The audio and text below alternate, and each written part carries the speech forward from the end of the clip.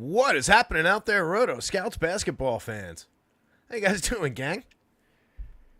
Making sure the mic's on. A little discussion in the chat already, I can see. People talking about FanDuel's meltdown last night. Fortunately, seems to have been resolved during the last hour or so. But hey, first off, what's going on? Welcome to the basketball show. My name's Terry McBride. The site is rotoscouts.com for anybody new. Only a couple people in here, and I think they're all regulars so far. Cujo, Ant, Trav, good to see you guys.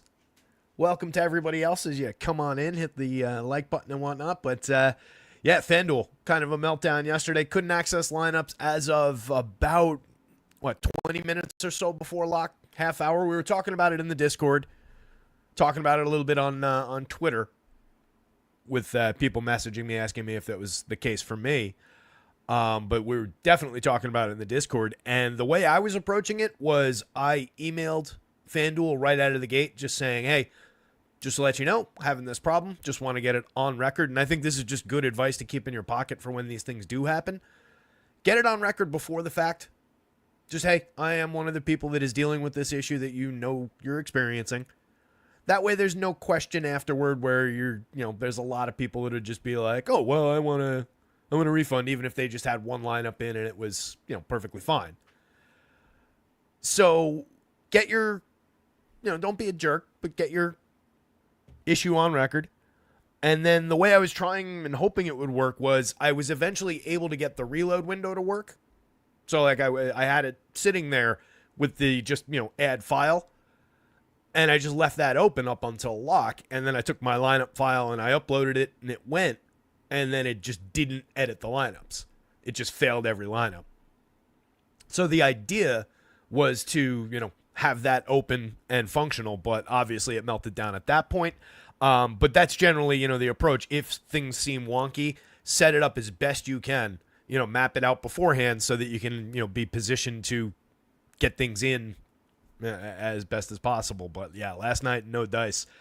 I unfortunately got stuck with, I loved my lineup too, but I got stuck with a Mike Conley at point guard that I wasn't able to switch out, and it was copied a bunch of times in my placeholder.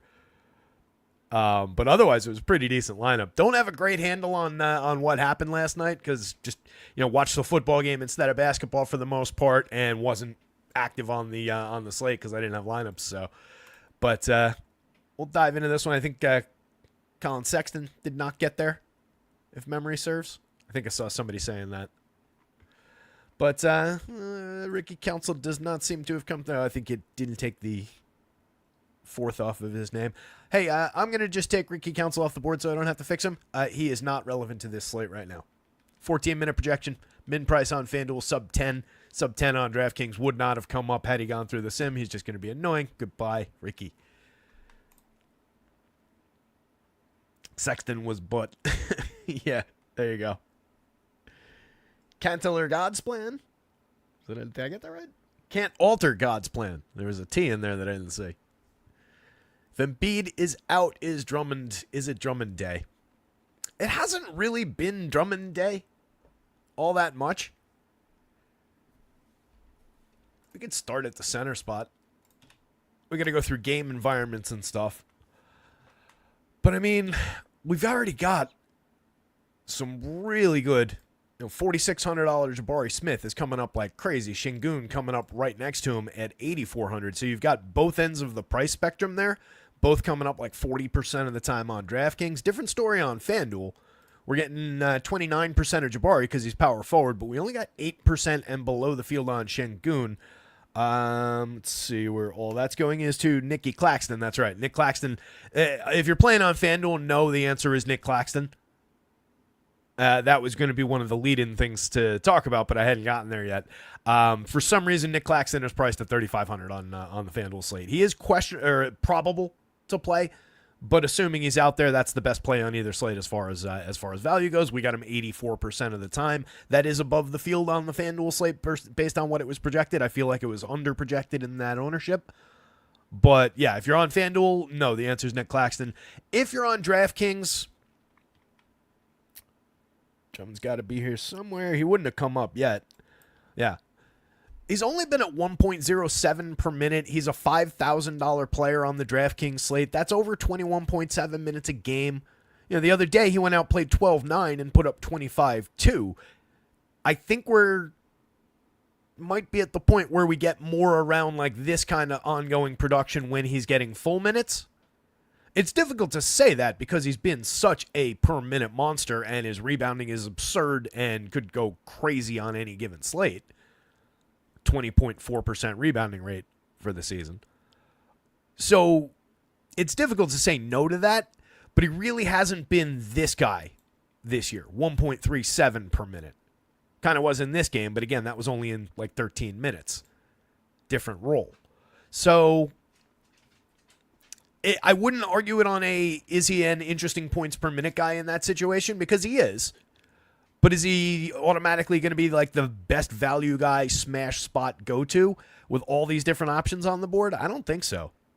You got a $3,700 Trace Jackson Davis drawing some shares. A wide range of different center options on DraftKings that are all pulling shares. He might join that crowd at 5,000. He might be comparable like where Clint Capella is there. But I wouldn't think he would shoot to the top of the board like that. Meanwhile, we're stuck. I shouldn't have done that while we were filtered. I should have opened it back up to the full screen here. We got to wait on this coloring to fill in on this stupid Excel file. How you guys doing out there? There it goes. Let me just do that because for whatever reason that gets mixed up on the DraftKings side with that color filtering. See how much faster it happened when I got it all the way open? Who else isn't coming up here? That's now PJ. I got to fix his initials and SAR. Let me get those guys in here real quick. This is just I'm doing the ownership a different way. So I haven't set up the. It's Alex SAR on the FanDuel format, I think, right? I haven't set up a naming table for this part yet. I've just been taking the juniors out the last couple of days because I just switched where I've got that landed. All right, those guys are in there now. They're not coming up anyway, but just wanted to have them. So let's talk real quick. Yeah, and I didn't wrap that up, by the way, on the FanDuel thing as we were talking about at the beginning there. So, yeah, they melted down yesterday, and obviously nobody could edit lineups and everything. And I sent a tweet about it this afternoon. I was emailing with them. Their lack of customer support and their lack of response in that situation was absolutely unacceptable. They're terrible for that. And quite honestly, as something that's so heavily legislated in every state where it's legal, I would think that a part of that would be mandated, specifics on how those refunds are run, the timing at which they owe us a response. And honestly, and I don't mean this in any kind of way outside of a need to communicate clearly kind of a way, there should be U.S.-based customer service, and I don't believe there is anymore with FanDuel. They used to be in New York. And based on the phrasing in the emails that I was getting, it's not the case anymore. It was very unclear. So if they're going to be a U.S. regulated gaming industry, then I think some of those rules should apply to their customer support. But to the point that Anthony Taylor was just making in chat, we just did get refunds back. I believe it was the full amount that I had in for NBA. But, check your numbers and communicate with them because they owe you your money back. It was their site that was non-functional. They acknowledged in several public forums that it was non-functional. So they absolutely owe you a refund. Anyway, let's get into this slate. We are back. I wasn't even going to play on FanDuel tonight. I was going to switch over and play on DraftKings tonight if they didn't refund that. But they did just before the show. What do I want here? So let me dive through the Vegas board real quick. We won't spend too much time on it, but I'll read through because we've got some big game environments on this slate. I believe the largest total of the year so far is on this slate. It's an interesting 8-gamer. It's an NBA Cup slate. Several teams in situations where they'll maybe want to put the pedal down or keep the pedal down even if they're blowing out their opponents just for point differential's sake. First one on the board, Sixers, 4.5-point favorites at home against the Nets. Just a 214 point total in that one. either side is just going to kind of offer pieces and parts as we go through the board outside of that ridiculous Nick Claxton misprice on the FanDuel slate. He's going to be the most highly owned and most valuable player at the min price, assuming he takes the court. On the Sixers side, no Paul George, but I'm not sure that anybody's going to really rocket to the top of the board. We just talked briefly about Andre Drummond there. We'll get back into that situation and other ongoing situations with the Sixers. Mix and match quality with that kind of total, though, as far as all those role players go, the Cams of the world on the Nets. I was supposed to not be taking too much time on this. Celtics and the Wiz. Celtics 16.5-point favorites on the road. Basically everybody in action. 238.5-point total there. Really, really appealing total. A lot of upside for your top-end Celtics players. Probably some upside for some down bench guys as well, as far as like mid-range options, but we'll see how much we really need those guys on an 8-game slate where we're getting some significant exposures on some guys, and we're not necessarily going to have the room, but they're going to be an interesting fit. And then on the Wizards side, maybe we pull some of the fairly priced guys, but I don't expect a ton from that. Maybe I'll be surprised. Golden State and the Pellies looks like it's off the board for an update. As of the last time I saw it, it was Golden State favored by 10.5, 221.5-point total. New Orleans getting some guys back, but still kind of deficient. News just came out from Shams before Pelly's bracing for Zion to be out through mid-December, which isn't great for them.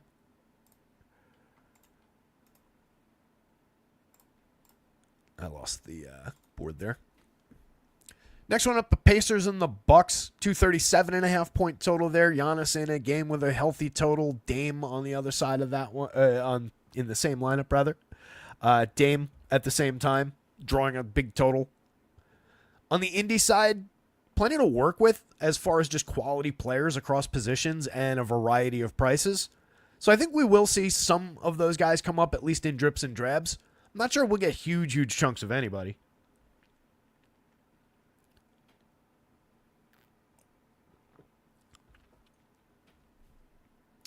Portland and Houston. Houston favored by 12.5 in a home game. As we saw, Şengün was a key piece. Jabari was a key piece. 225-point total there. Atlanta and Chicago. This is the biggie. I believe this is the highest total we've had, at least on a main slate this year. 247. Atlanta and Chicago, top of the board. Spread is only 1.5. Atlanta favored on the road. Looks like a phenomenal environment to draw some plays from. That said, it's going to be popular. But we've got some high-end names in that game, some high-end rate players, some interestingly priced players. So we'll definitely consider that one. Dallas and Denver. Doncic out. Jokic questionable. Jokic, we'll see what the update looks like. We should know well ahead of the game. Make sure we don't have it right now. Because it's just a matter of, is he back? Is he back from his break yet? It's not like an injury thing. So we should know. It's obviously a gigantic domino on the slate as far as an upside player. The downstream impact is kind of minimized, I think, by the size of the slate and the presence of just tons of value already. But if he doesn't go, we kind of already know what that situation looks like. I think it's more interesting if he does.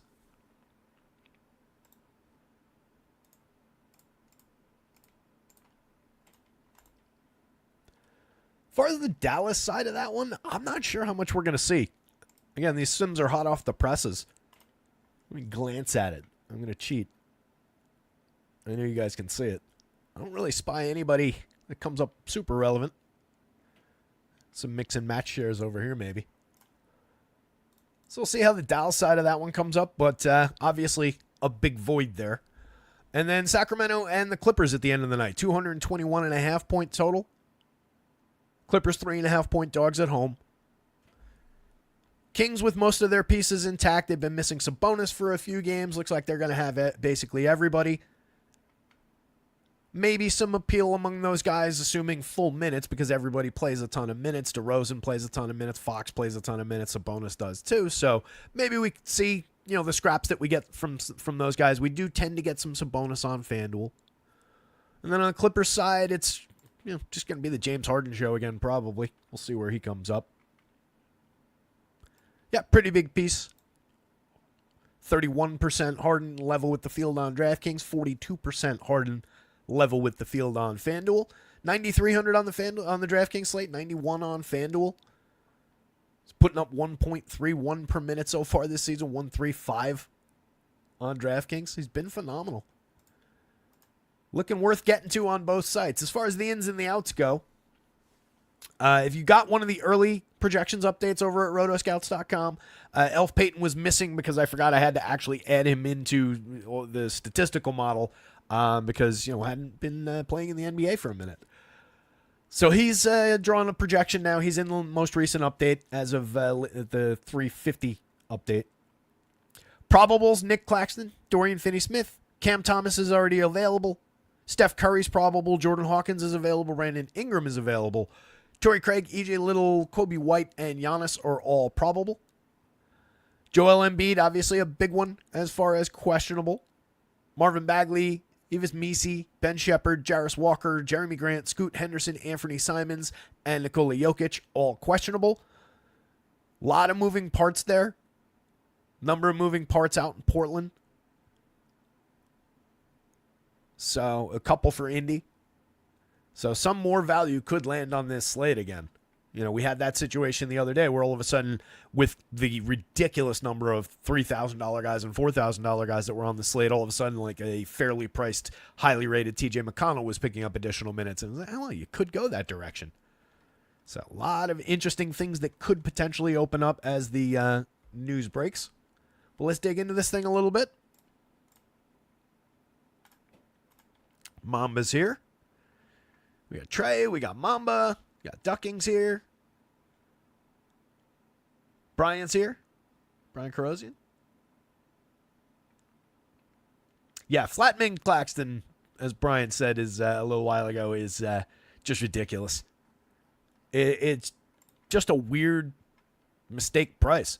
I really don't know how it happened, but we're obviously going to go to it. It is the biggest play on the FanDuel slate. Totally different site to site without that price mistake. But no idea how that happened, but happy to play it. I do think that, there's an argument to be made that you just put it in, since it's a center-only FanDuel, you just put it in and you can lock it in because it's min price, because it's a fairly reliable mid-20s minutes at least, and upside for decent point per minute production. You would be forgoing your shares of like Şengün and guys like that, Jokic if he plays. The other angle is to say, all right, he's going to be that massively owned by the field. I've got a different highly optimal potential, or highly potentially optimal construction that skips some of those shares. Not all of them. You still want to have some. But skips a large chunk of those shares in favor of getting to under-owned guys with upside at the position. There's an argument to be made in both directions, but the math and the numbers are clear as far as how it sims out. In that you just play. And it's at, again, 80-something percent. 84% in our top 150. That's above the field. But you need to have a big, big chunk because the field's going to have 50, 60% of that, at least. Let's get into the guards. Harden was a good way into the guards, and I let it go to finish talking about something else. So again, some highly projected Celtics in that pretty strong game environment. They're one of the teams that could be trying to run the score up, and they're already huge favorites. Derek White at 73, looking fantastic. 35% Derek White on the FanDuel slate. 41% Derek White on the DraftKings slate. He's point guard and shooting guard eligibility, so he gains ground from that flexibility. A couple spots further down, we get 24% of Jaylen Brown on both sites. Basically level with the field on FanDuel for 87 shooting guard and small forward eligibility there. 24%, little above the field on DraftKings. Happy to see that. I would honestly be willing to take a little bit more of that.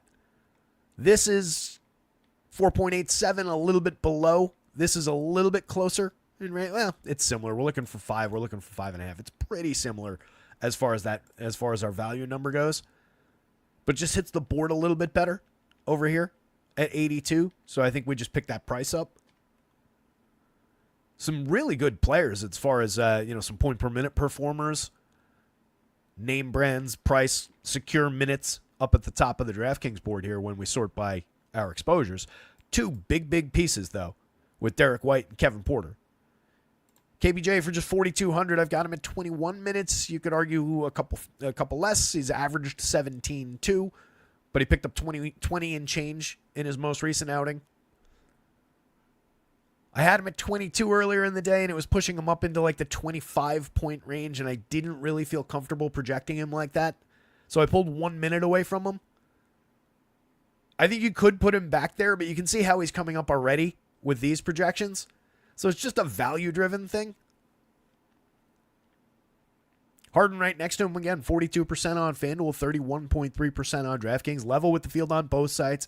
Happy to take more shares of James Harden. Still no Norm Powell. I forgot, I didn't read the outs. I just realized that. I went through the questionables. I forgot to read the outs. That's a very relevant piece of information that Norm Powell's out.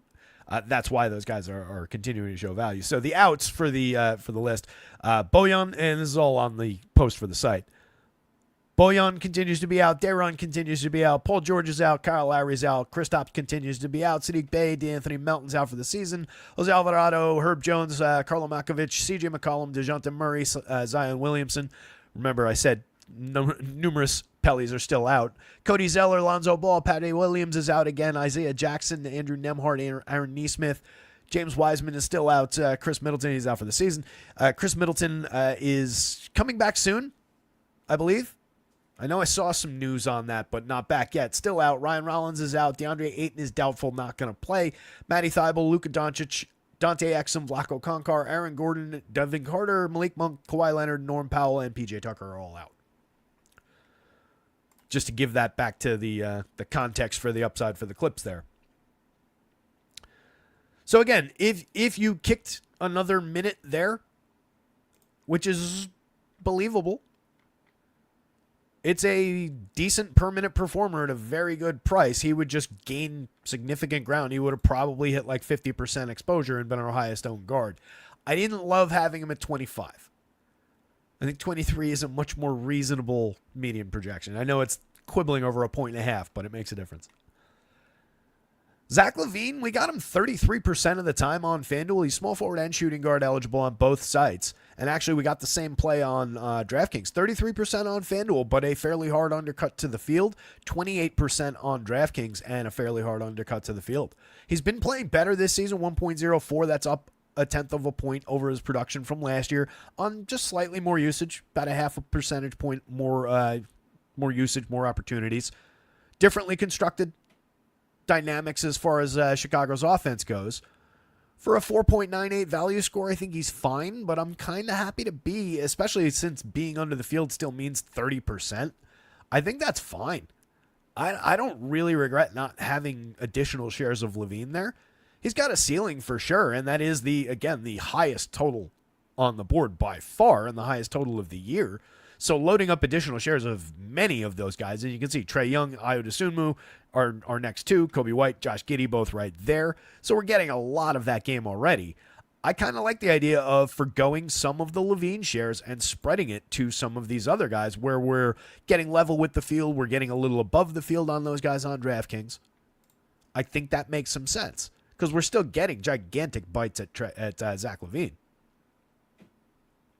One of those guys that would benefit from that approach is that we at least level the field with Trae Young. Maybe this is a little above the field given the coloring there. I could pull up the ownership.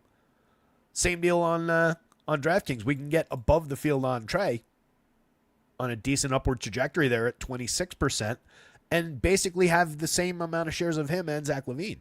I think that's a reasonably good approach. Trae at 9,200 on both sites. Point guard only on both.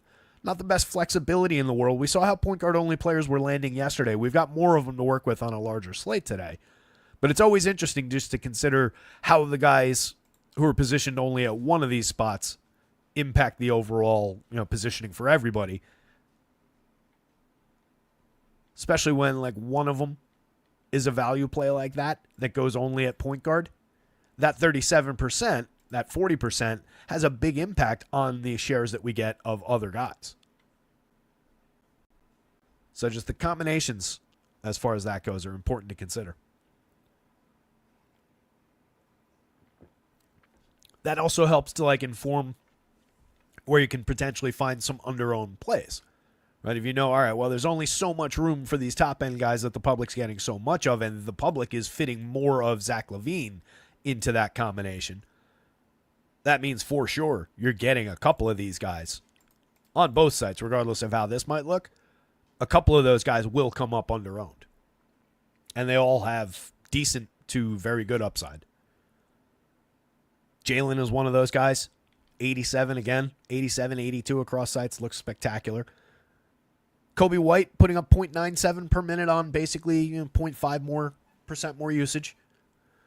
Put up a clunker in his last game, 31.9 minutes, just 16.4 FanDuel points, but capable on average of delivering 30 and change for his 30 minutes. 1.15 on DraftKings. I skipped down a couple. Oh, no, 1.03. That's more like it. It's like 1.5. That's a big difference. 1.03 on DK, 19% owned, level with the field. Giddey, essentially the same option for a little bit less, 6,300 on FanDuel, same positioning. He's 1.06, so you get a little bit more per minute production. 6,000 on DraftKings, but point guard only. Limits his value somewhat, 17% exposed, essentially level, probably a little bit below the field on the DK slate. But again, another guy who can provide per minute value at a reasonable price. It's not a bargain. If I'm going there, I definitely want him to be able to deliver that kind of a 114 from last year. We haven't really seen that as much this season. Put up another player that put up a big clunker the other day. 25.7 minutes, 12.3 FanDuel points.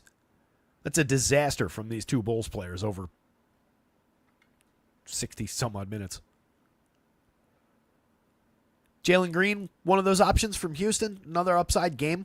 24% of them, a little bit below the field there. I would be happy to take some of the LaVine shares and claw back some Jalen Green there, because the field's going to be lower on Jalen Green overall than they are on LaVine up there. So I think that's a more interesting way to approach that if you're bailing out of some of those LaVine shares and undercutting the field like the Sim is. On DraftKings, same deal, 16%, a little bit below the field. He's a 5.09 value score. He's a shooting guard only on both sites. 0.94 per minute this year, 0.99 on DraftKings. He was a 1.02 per minute player, though, so we know there's about a tenth of a point extra, and his usage is down slightly this season. We're getting 51.4% true shooting, a 13% assist rate. There's a better player in there. There's a better scorer in there. Very scoring-dependent player overall, though. But definitely a fairly priced guy with ceiling that's a reasonable pivot away from some of the same-priced Bulls. Jaden Hardy in fewer minutes at a much, much lower point-per-minute rate. Comes up as a mix-and-match guy for 4,000 on FanDuel, 22 minutes, shooting guard only. On DraftKings, he's a little bit more relevant, 39 point guard and shooting guard eligible. We got him 12% of the time. That's below the field, and I'm okay with that. Again, it's a really limited per-minute player, at least this season. That's in 14 minutes a game. It's a small sample. He was a better player on advanced usage last year, 23% usage. He was a 0.88 per minute player. Got more run. I am much more comfortable in this kind of territory on a Jaden Hardy. But at 3,900, there is value-based upside to extract there. But again, it is just a 4.99 value score, where we're looking for like 5.5, at least 5.25.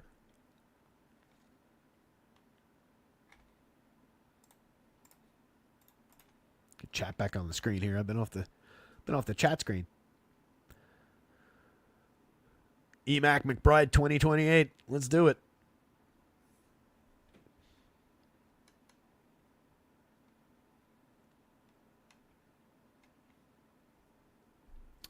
This has something to do with the naming file. So Josh thinks it has something to do with naming files because FanDuel changed it to Nicholas from Nick. I think he's still Nick. Isn't he? I didn't have to change anything with his name in my shit. I mean, I've had... Why is he not coming? Oh, because I've got it filtered. Hang on. Now I'm curious. Hey, he's still Nick. He's always been Nick on FanDuel, at least as long as I can remember. FanDuel typically likes to get it as short as possible unless it involves putting the dots into somebody's name if their name is abbreviated, like PJ Tucker. And they only do that sometimes. Like AJ Green, not abbreviated. I guess it's... Whether it's... Actually, I have no idea because KJ Martin, which I believe the KJ is just Kenyon Jr. put together, right? Not initials. It's just KJ. I don't know. I don't know how they determine those things, but Nick has been Nick. Like if I pull up my I know he's Nicholas. This is not at all relevant, but let's see. Yeah, he was Nicholas on...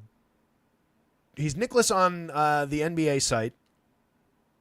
I believe he was Nicholas on DraftKings, but I actually don't have a name change for him on DraftKings, so maybe not. And then in the ownership I use, I think he was Nicholas because I think most people base their stuff on DraftKings. Most of my stuff is based on FanDuel because that's just where I play. So that's where, I first build a model and I build it to FanDuel and then I add the DraftKings component to it. I think most people do it the other way around. So there was no change for Claxton as far as I know, but they might have had something like that on the back end change where it's like, NBA or something that feeds minutes, wherever they draw like, the last 5 minutes, they probably use like a last 5 games minutes average somehow as part of the algorithm to figure out somebody's price. So if it broke there, like, let's say they get that from not NBA.com, but some other source, then that would have potentially caused that. So maybe that's what he was talking about. But as far as FanDuel, I'm pretty sure that's been the same. Anyway, again, that is your reminder that Nick Claxton on FanDuel is free today at $3,500. The critical value play of the day. Klingon or Williams Love versus Houston. Yeah, I would assume we're going to see some Time Lord here, at least on DraftKings. We're only a little ways into the cards, but I'll pull. He's got centers only here, I'm sure. Where's Klingon? The hell is he? Uh-oh. Did he not go? Is he?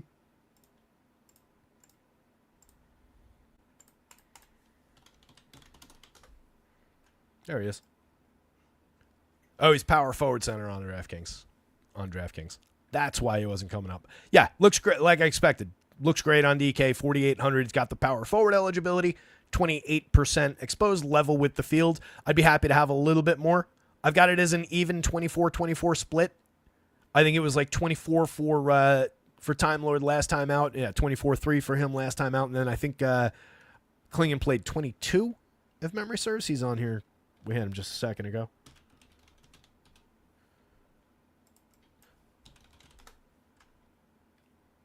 Yeah, 21-4 for Klingon. He put up a 31.8 on FanDuel in those minutes, though.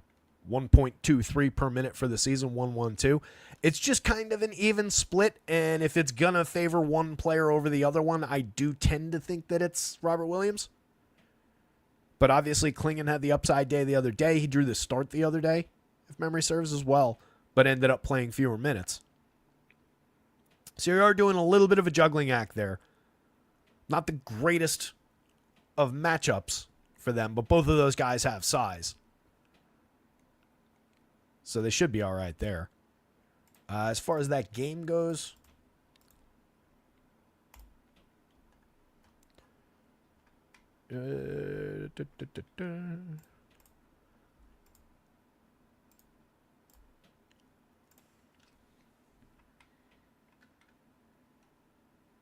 it's like a couple of possessions up, like +2, 1.9-ish. If I'm looking at both sides. I think, yeah, the upside seems clearly with Robert Williams as far as our numbers go. But I don't totally love the split situation. And on FanDuel, he's 5,300 for one thing. We got him one time in our top 150 lineups in those sims. And everything, again, is just getting soaked up by min-price Nick Claxton. So DraftKings, yes, for Time Lord.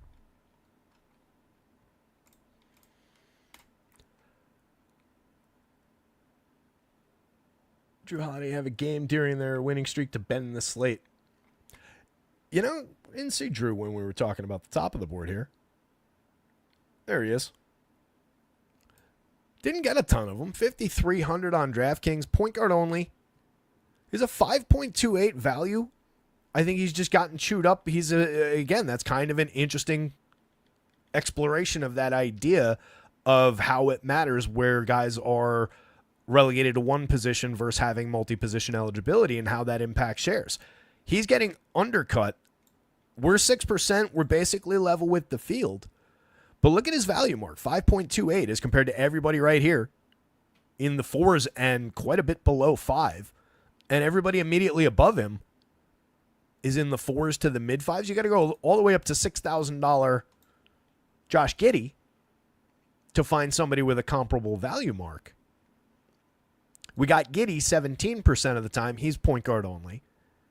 We got $9,200 Trae Young 26% of the time, point guard only. $9,300 James Harden 31% of the time, point guard only. 40% point guard only going to Kevin Porter. So it all just got gobbled up on that play. So yeah, you get the 5.28 value score. There is definitely upside for Drew. I've got him at 31 minutes, right about his average. He averages 30.6. He's just been a 0.79 per minute player this season.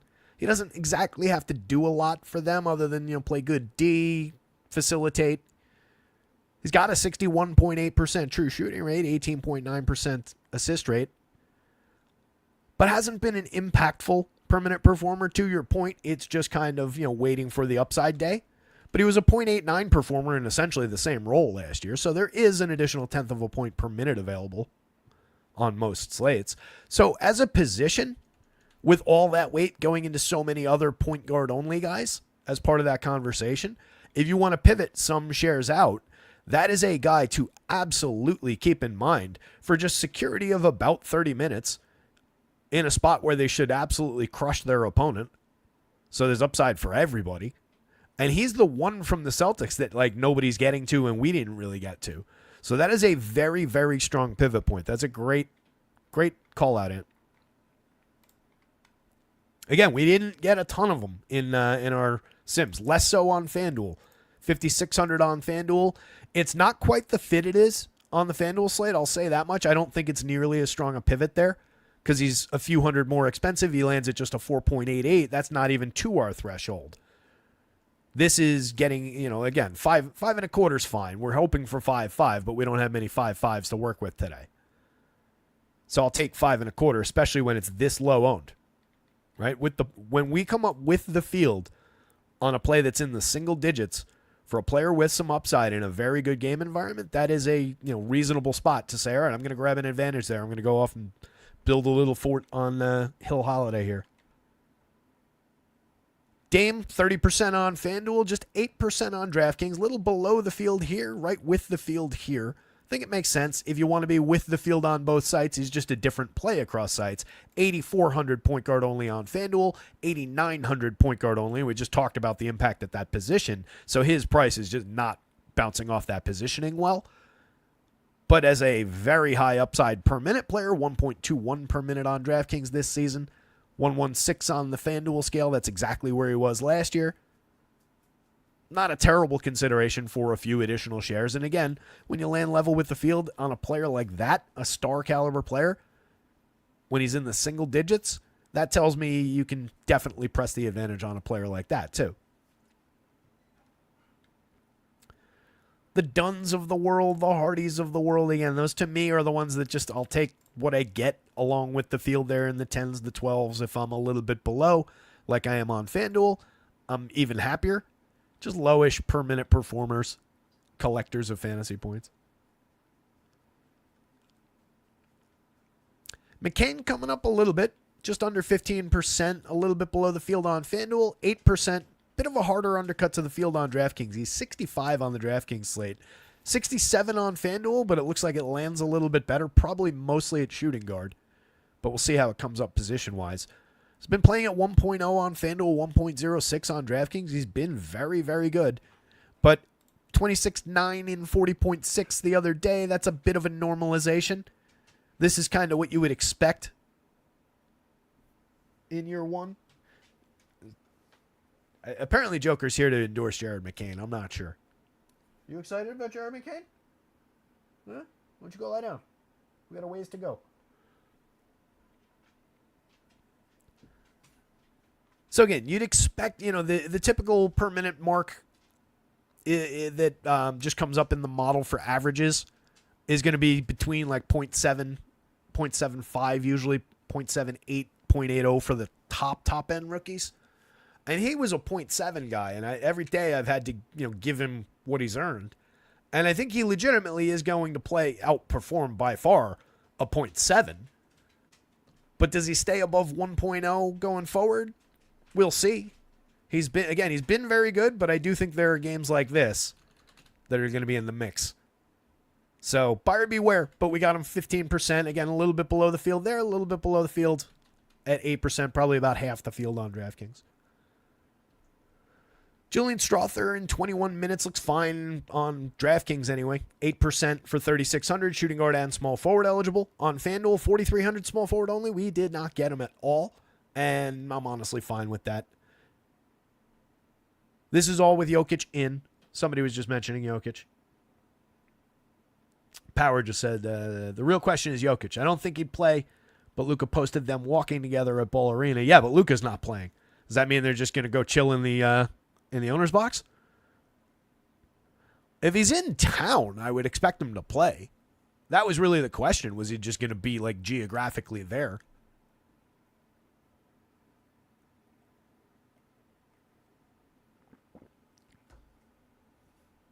Because again, he's not coming back from injury. He was just out for the birth of his kid.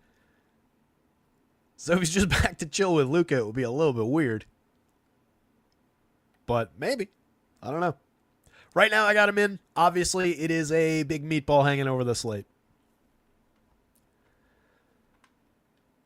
Guys like Strother, there would be impact to, the downboard Denver guys in general, just on a, gigantic gulf. It would be basically the situation that we've seen. But in that situation, he just played like the 20 minutes that we gave him. He put up basically 1.0 though. So maybe there's a little bit of an edge in his points per minute. They probably get nudged up a little. Maybe he picks up another minute and gets projected out to like 22. There would be a downward cascade effect there. New dad narrative for Jokic. How about just Jokic narrative for Jokic? Right? Like he immediately just becomes, again, the best player on the slate in a per minute sense, or at least one of them. We can quibble over it.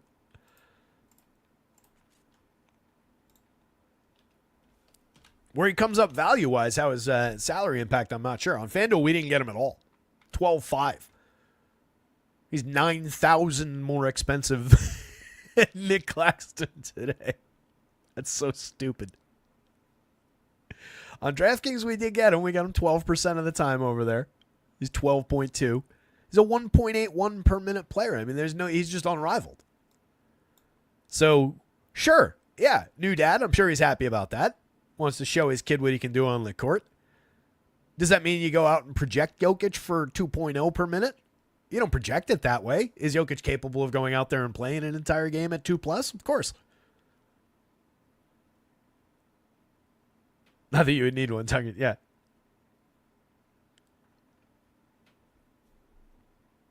Al Horford out now. Okay. That's interesting. Power says, I think Quentin Jackson starts over Mathurin and Torrey Craig starts, but his minutes are capped because they'll need Io on Trey.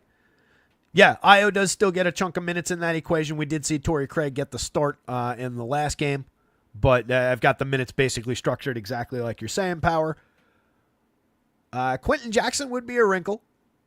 I'll consider it when I rerun after we get off the show. Horford's going to be an impact. That will be definitely a spot to watch what they do as far as the starters, because there's a number of different ways that Boston can go with that. We've seen them go Keto. We've seen them go Cornet. Right now, I had Keta projected out ahead of Cornet minutes-wise. I had him getting 19.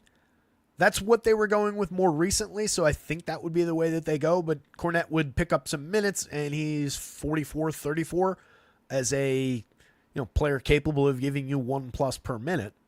So he would become a value. We'll see how it lands when I rerun it. But take an Al and 29 minutes off the board.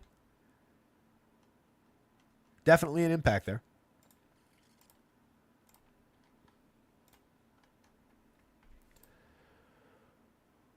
Tatum, speaking of, already looked great. Probably only looks a little bit better.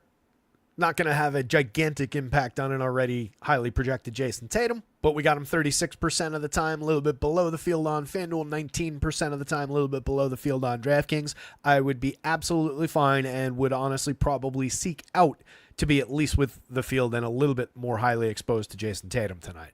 Looks like a really good spot. Same goes for Jaylen Brown. Again, a couple spots higher. We did get a little bit more Tatum on FanDuel than we got of Brown.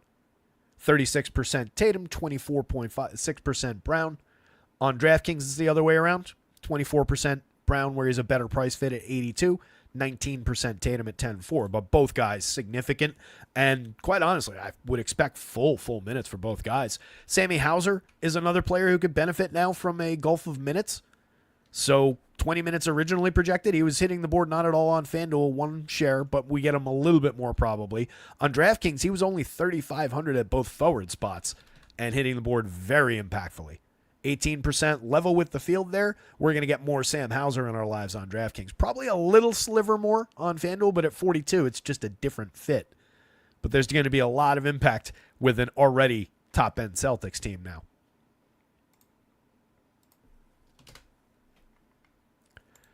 Sorry to be jumping around, but this is a jumpy kind of show. OMG Lulz is here. Hello.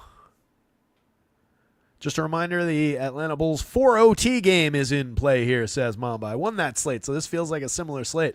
I mean, that total is just so appealing. 247 points. Believe that's the highest we've had on the board this year.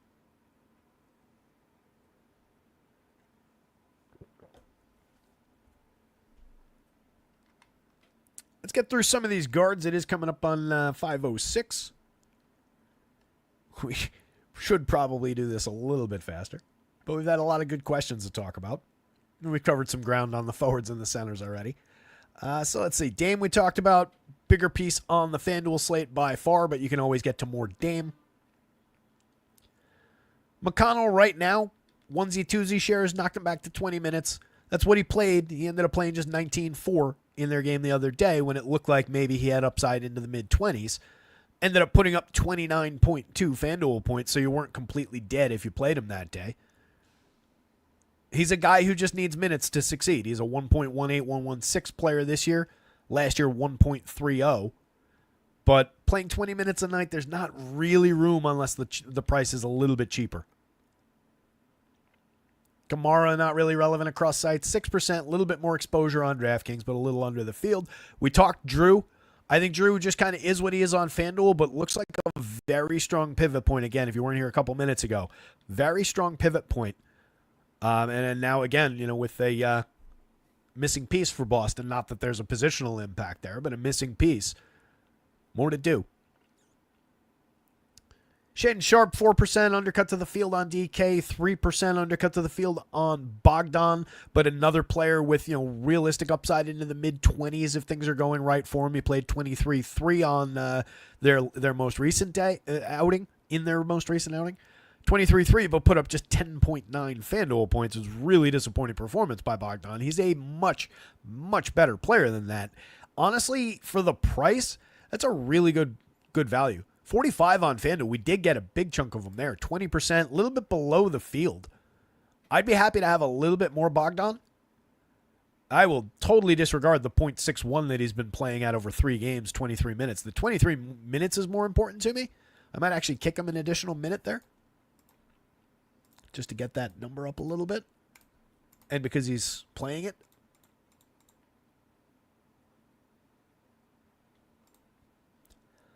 And he's just for the money for 45, 47, he's just a good per minute player. 0.95 last year on 21.8% usage. That's who Bogdan is. So, no issue with it. And fills categories, too. He's an okay rebounder. He's a good assist rate. He's just, right now, over 3 games, the shooting hasn't been there. 35.3% true shooting. Low exposure to both De'Aaron Fox and Tyrese Haliburton, and I'll throw Freddie VanVleet into that mix as a lower-end player, lower-end price. But just 2% of each of those guys in oddly declining shares, level with the field at 2% on De'Aaron Fox, a little bit below the field at 2% on Tyrese Haliburton, and then dramatically below the field at 2% on Freddie VanVleet. That probably means the field's only like 8 to 10% if we're being realistic about that number, but we are below. Nobody's showing a great value score. Everybody sub 5. Everybody fairly priced for their upside. 1.24 is the best per minute rate out of those players with from De'Aaron Fox, and he is the most secure upside of minutes. 37 projected. That's about what he's been playing. 37.4 a night. He played 39.1 the other day. So on a per minutes and security of minutes upside sense, I do think De'Aaron Fox is actually the best option out of those guys. He's the best on FanDuel. We got him 9% of the time, a little bit below the field. And again, 2% and level with the field on DraftKings. If you want a little more in your life on DK, it gives you access to that late game as far as swapping goes. He's a highly priced player, so that helps. Just make sure you've got 2 shares to swap in every lineup that you take De'Aaron Fox, if that's your goal. If you just want shares of De'Aaron Fox, that's also perfectly fine. Dyson Daniels, just good player on D. Benefits greatly from all the steals that he racks up. Makes him a little bit difficult to project. Comes in at 1.06 per minute on FanDuel and 0.99 per minute on DraftKings. Solid projection. 35 minutes. He's just, the price is kind of up for what the production's been like for those outlier games that he's put up. We don't really get him. 1 share on FanDuel, 2% on DraftKings, below the field on both. I'm fine with that. We did get 24% Brandon Ingram. That's an outlier site to site. Different positioning, small forward and power forward eligible on FanDuel, 8,600. I suspect it's that power forward spot that's probably grabbing a fair chunk of that. Shooting guard, small forward on DraftKings, you only got him once. He is a $9,000 player versus 8,600 across sites. 1.21 per minute for the season on DK, 115 on FanDuel. It's about who he is, but he is seeing more usage. So you would think that with an additional 5 points of usage with all the missing bodies there, that Brandon Ingram would be capable of giving us a little bit more than a 0.02 of a point per minute uptick. So I continue to believe that there's a true ceiling there on any given slate, and I'm interested in the positioning and price here. Over here, he's just a mix and match player at best. Yeah, that's it, Brian. Exactly, with Dyson Daniels. He needs those bonus steals. And now the price has gone up so that he just, the more the money goes up, the more of those steals he needs. So, yeah, it's just difficult. And that's what I when I built the model that we use last year, I think I built it the year before at the end of the season. And then it was the one we used all of last year for projections, which were up on the site and talked about, and then using it again, obviously, this year. And the goal of that model, it was to try and capture a little bit of what I talk about a lot with collectors of fantasy points versus creators of fantasy points. And to a degree, especially with steals, somewhat more than blocks, that is, a creation factor in there, you could argue. But stocks in general, rebounds, guys who benefit from defensive stats, and guys who benefit from, the success or failure of others to a degree, can somewhat be described as collectors, where scoring, guys who are true facilitators with, gigantic assist rates, your LeBrons of the world, your Chris Pauls of the world, guys who truly create fantasy points and can do whatever they want and will have the ball in their hands, is what I was trying to really capture and trying to elucidate the difference between those players within the projections. So and it doesn't land you all that far off. But I think those players are more valuable by and large than a player like Daniels, who is, again, capable of spiking a monster upside game on that. But especially with the money going up, it just makes him a more and more difficult piece to reach. Maybe it normalizes as time goes on, and then he will be back to being a bit of a value. You know, one of those things that's he goes from underrated to overrated back to underrated. So, one to watch. But yeah, the overall goal was to try and capture, you know, guys, the difference between that kind of a player and a Steph Curry, you know, a pure scorer type of a player. I think we did a good job.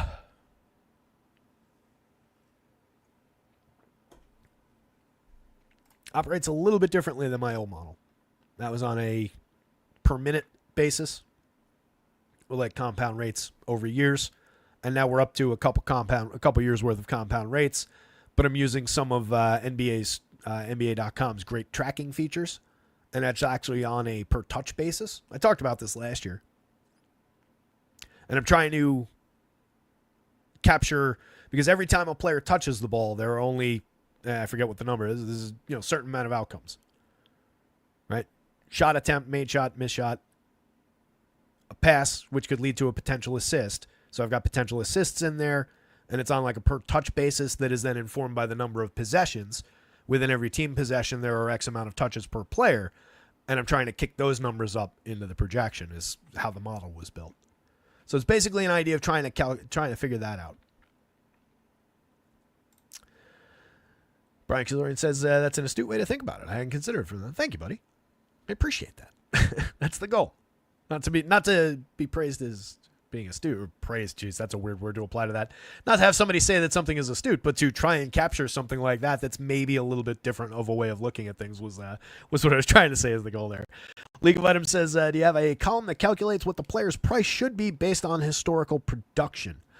No.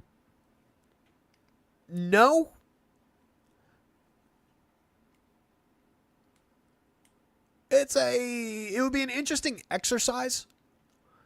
That would be like a morning show, start of the day kind of a exercise, I think. Not that we have one right now, but it's an interesting thought as far as, like, you know, informing what the shape of the slate is versus what it, you know, heavy air quotes, should be. So that would be something that it would be like, all right, let me load everything up, get everything squared away, minutes, projections, etc. And then we're talking about initials with, you know, all the questionable guys in, and nobody knows what injuries, etc., etc. That's where you can kind of talk about that a little bit more. Where once we're at this point, we're more looking at, and some of that can be extrapolated from these exposures, right? A guy like KPJ with decent per minute production at 1.02, stepping into, you know, a little bit of an advanced role, couple few additional minutes, certainly more opportunity to shoot the ball. 46.3% true shooting so far. Yeesh. But a 27.2% usage rate. If you're just buying that usage over a few more minutes, he's mispriced for that opportunity, right? So that's what our sim results are telling us by virtue of just getting gigantic shares. But to know exactly what his price, you know, quote unquote, should be would be an interesting exercise. But and again, informative at the beginning of the day, but I don't know how useful it becomes as the day goes on, as we truly get into like the grind of what the slate actually looks like. Luka is out. Yeah, Luka Doncic is out today.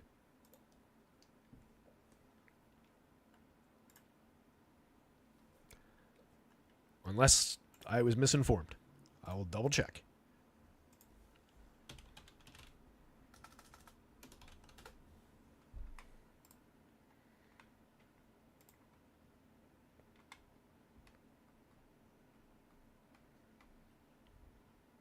Luka's out. Injury, illness, right wrist, sprain.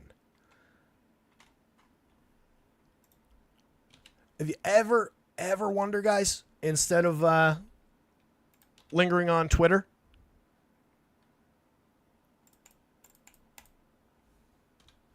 let me grab the correct link. It would help. There it is.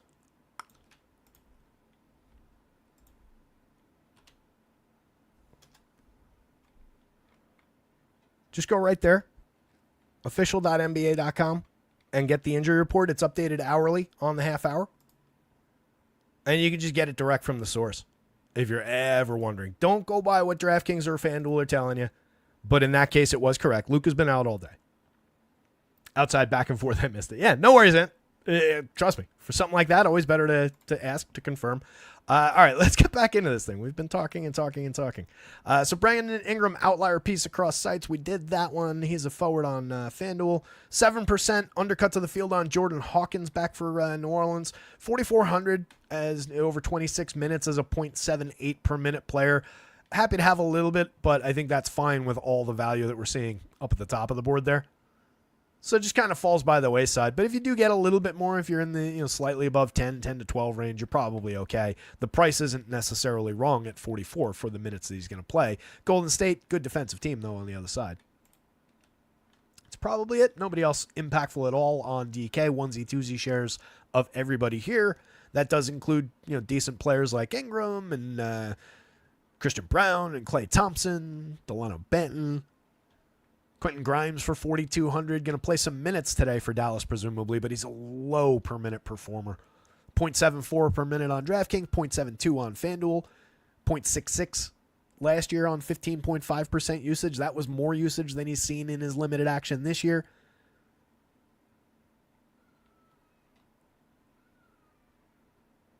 There are kids outside on the sidewalk screaming right now. I don't know if you guys can hear that.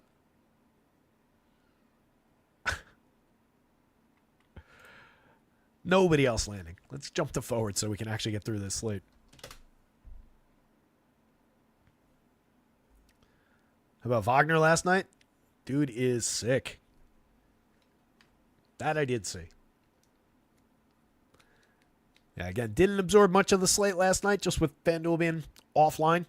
Sat down and watched that ugly, snowy football game. It was a fun game. One of the more fun Thursday night games we've had this year. And probably ever. Always love a good snowball game. All right, forwards $5,200, $4,600 Jabari Smith. He's got center eligibility on DraftKings. He does not on FanDuel. That's probably the difference in your ownership there. 29% level with the field on FanDuel, 48%. One of our biggest shares over the field on the DraftKings slate. The same could be said about 35% exposed Amir Coffey for 4,000 at both forward spots. 5.62 value score for him, 5.63, both over the line on the DraftKings slate. And the only those two and $3,600 Yabusele for Philly, who power forward and center eligible. Going back to that Drummond question that was answered quite a while ago, I've already got Yabusele at 24 minutes. But he's actually kind of interesting, and in that situation would probably see a little bit of a push. So for 3,600, he's already at our Magic 5.5 there. We're getting him 10% of the time and level with the field. That's an interesting spot for a value pivot, right? If you want to take some shares for 1,000 less out of Jabari Smith up here, and do not undercut Jabari Smith to the field. But if you want to sacrifice a little bit of your edge, because you're one of the most highly owned against where the field is in this, sacrifice a little bit of your edge and take $1,000 discount to go down the board to Yabusele here. That's not a bad value pivot for not that huge of a difference. And then you get $1,000 to spend in upgrading another spot, or preferably two spots. So that's an interesting just little, I don't know what to call it, little corner of the DraftKings slate as far as how those numbers work against each other. Those 5.6s and then your only other 5.5 is down here. And the field's really not there. So again, especially when we're slightly above the field and the field's really not there, single digits, 10%, those are spots where you can decide to press that advantage a little bit. And especially when it's showing $1,000 value difference, that's interesting. Coffey, just another guy benefiting from opportunity with the Clips right now. 30-plus minutes in 33 minutes the other day, 33.4. He put up 22.3 FanDuel points. That is who he is. So be prepared for a low score out of that spot. If you put him in, you're going to look at your lineup and you're going to be like, shit, that's it. The 30-point game is not all that often within reach for him, but the minutes are there. The price is right. 4,400 at small forward. He just fits. 15% on FanDuel. He's not a key play on the FanDuel slate, but at 35% on DraftKings, he is a key play. Both forward spots over there adds to the upside. 4,000 only adds to the upside. But bear in mind, you're talking about a 0.69 per minute player overall. Levine, we talked about already when we went through the guards, but again, showing major upside, major value in the highest total game of the slate by far. But we did get him under the field. 28% DK, 33% FanDuel. Monster shares on both sides. And if you want a little bit more, take a little bit more. Personal choice time there. Time Lord, not at all on FanDuel at 53 center only, but with power forward eligibility, again, 28% on DK for your 4,800. Plenty of per minute upside. He's a 1.26 per minute player on DraftKings, 1.32 per minute on FanDuel. Played 24-3 and put up just 15.6 the other day. One of your ultimate collectors of fantasy points. So you do get those downside games. But that game has the makings of one where he should be able to succeed. Some mid-5 values here. Not bad options. Jaylen Brown, again, we talked about him. Pascal Siakam coming up a decent amount on DraftKings. 22.6% and above the field for 72. 27%, basically the same across sites. More level with the field on FanDuel, but perfectly fine there. 7,500 is not a bad price for Siakam. 1.15 per minute player with upside back to that on any given slate. He gave up about 3 points of usage so far this year, but you're only talking about a handful of shots. And again, any given slate, especially one against Milwaukee. It's a game they're going to be interested in winning here. I can see the upside back to this kind of production, 1.15. And for that price, that's pretty solid. Getting them plenty here. And wouldn't mind a few additional shares like we got on DK. Probably slightly ahead. Feels probably 22, 25 there. So if you want to get to 30-ish, press the edge a little bit. Dillon Brooks below the field on FanDuel, level with the field on DraftKings. Big chunk of them on DK, 22%. Small forward only, 3,800. The reason that you hear some hesitation, some disgust in my voice when I talk about Dillon Brooks is this 0.64 per minute, 0.66 on DraftKings, the 16% usage, the fact that that is who Dillon Brooks is historically and over time. Every now and then he can break off a solid 1.0 as his ceiling, but never comfy. Does fit in for price, does fit in for position. You're going to want to have him. If this had come up, figure the field's at 22, 25. If this had come up 15, 18 and below the field with a solid red, this red arrow, I would have been perfectly content with that. I don't think it's necessarily a mistake. With all the values that are on the board, it's not necessarily a mistake. If you want to go down 2 spots to Sam Hauser, actually, who is now going to be a much, much better play. Let's consider that. Sam Hauser, with Al Horford out, should pick up at least a couple of minutes, should pick up a little bit of opportunity. He was 3,500 already hitting the board basically the exact same way for 300 less that Dillon Brooks was at small forward. Just on virtue of who they are in a normal situation, you're getting a 1/10 of a point more per minute out of a cheaper Sam Hauser, who will now not necessarily play the same 28 that Dillon Brooks is, but is going to play more than he was already projected for and was already drawing competitive shares. I would much rather have Sam Hauser in that situation. Trey Murphy, monster piece at 42% coming back for New Orleans on FanDuel, 5,900. He's been playing at 0.90 in his limited action, 4 games, 27 minutes a night, or call it 28. I gave him 30, just figuring, one of the best players available for them on a slate where everybody's missing. I think 30 makes sense, but I could see the downside to 28, but you're quibbling over 2 minutes for a decent enough player. He's drawn 25% usage in his limited action so far. They do need him right now. So I like the upside. He's fairly priced for it. 5,900, 16%, a little bit below the field on DraftKings. Better fit on FanDuel for sure. He's a small forward shooting guard there. He's a small forward power forward on the DraftKings slate. Wiggins, more important to the DraftKings slate. 54, both forward spots, 14% in level with the field. For 59, the extra 500 is crushing his value. 5%, we got him a little bit. I wouldn't necessarily take him out of a lineup, but if I saw his name like a lot of times through lineups, I might reconsider what I was doing. Don't really love the player, don't really love the spot, but he has been better this year, 1.07 per minute overall on 21.8% usage. I just don't love going to Golden State in general this year with everybody just kind of mishmash minutes and everybody gets a chance. It's like a little league team where everybody has to play at least a couple innings. Yabusele, we talked about. Jalen Johnson, terrific performer, 8,800 power forward and small forward. We got him 24.6% of the time on FanDuel. He's been playing up at 119 on FanDuel this year, 120 on DraftKings. The price is higher on FanDuel at 88, but he's more functional, and I think it's because of that small forward eligibility. It's probably just dropping into that position a fair amount of the time. Because on DraftKings with power forward only, we really didn't get him, and we got him a little bit below the field.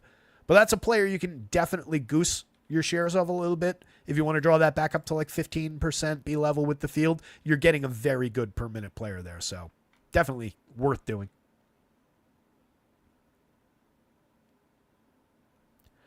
Power says Sixers Nets props just locked on Caesars. Probably no Embiid.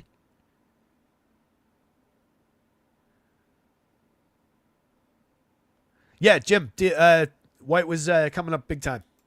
He was one of the first guards we talked about. We'll jump back in a sec. Those Celts are going to be important. So White was right here already. 41% exposed on DraftKings. I think that's where you play, Jim. One of our most highly owned pieces against the field at 41% exposed in our top 150. Field is there for sure. And that's going to go up as far as the field's exposure. 1.0. Let me see where I had him.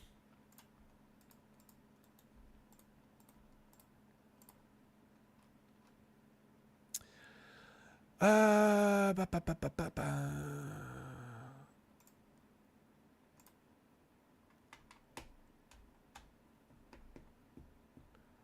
was already giving him a little bit.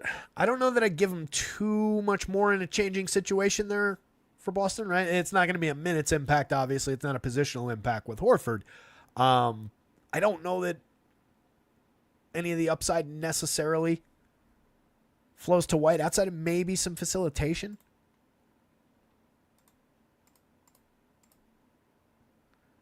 Right, Al, an 11% assist rate. So maybe he picks up a couple of additional potential assists once Al comes out. But at worst, Derek White will just look better than where he already is at 35%. What the impact for the field will be is probably increased ownership, though, on all of these Celtics, who already all basically look great. So just know that, you know, your edge against the field might not be as strong as what it looks like on screen here, and that's true of just, you know, ownership projections in general. Depends on where you get them, depends on how accurate they are that day, and so on and so forth.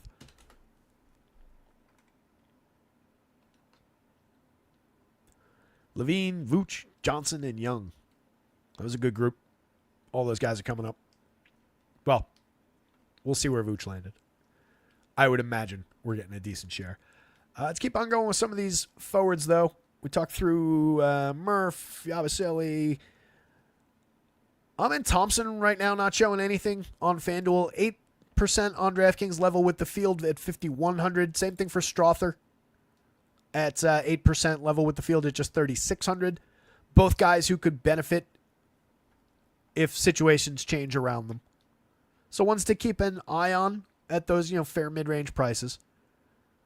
Either guy capable of giving you a decent score for where they're priced. Amen, 1.0 per minute so far, was already drawn a little bit. Same thing with the 0.83 for Strother. Giannis, major piece on FanDuel. At 11.8, he's our most highly exposed superstar. 43% of the time is basically level with the field on the FanDuel slate where he's power forward only. On DraftKings for 12-1 with center eligibility, we only got him 5% of the time. We'll have to see where those star caliber shares go. That is obviously a piece you can grab as many shares as you want on any given slate. Just know that you're, you know, not necessarily giving yourself an advantage against the field as far as the math of it is concerned. You're just banking on the Giannis late-breaking 100-point game. You're banking on that 3+ standard deviation game, which you can do with any given player. If you're just throwing darts at 3+ standard deviations, then you can pick literally anybody on the board and do that and just make sure that it's in the right price range for the outcome that you would get. But that's gambling, right? There's a difference between gambling and what we do, and that's gambling.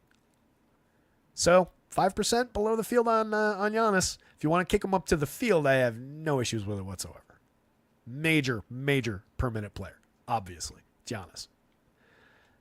Benny Mathurin, 9.3 on FanDuel, 4.6 on DraftKings. No real interest. His price is just kind of leveled off with the production. 1.0 on DraftKings, 0.96 on FanDuel.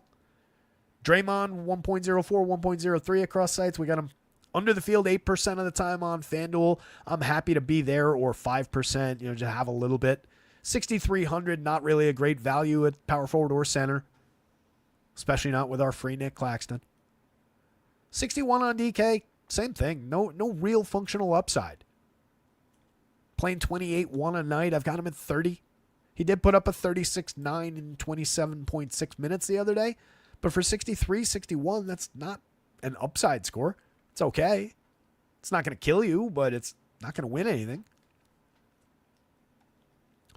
Derek Jones, Jordan Miller, mix and match guys. Cam Thomas, not at all on FanDuel. A couple few shares on DraftKings at 6,900. No real love.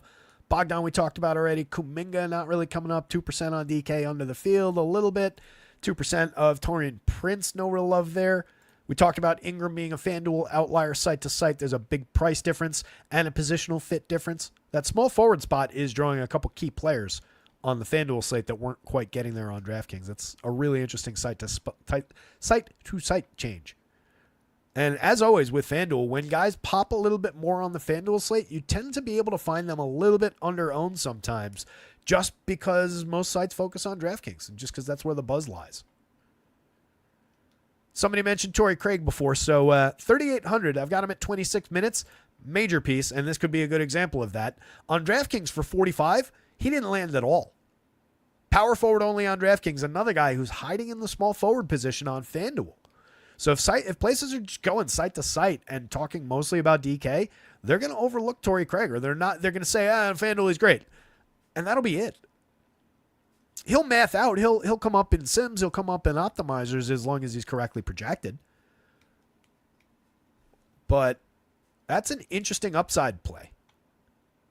In his 4 games so far, he's played just 11 minutes, but he got the start the other day. He played 27-9. He put up 31.2 FanDuel points. Last year, he was just a 0.74 per minute player. He only gains ground for being so low priced with the upside of minutes. I don't expect him to continue to produce 0.94 or 1+ per minute. Doesn't really need to at 3,800. I've only got him projected at 19.73 in 26 minutes. That's no point per minute. 0.75. I've got him essentially at where he was last year. And he's already a critical piece of value on FanDuel at small forward. Major difference site to site. So, Brandon Ingram, Torrey Craig, both drawing shares at small forward only where they're not at all on DraftKings. Interesting little pockets of value.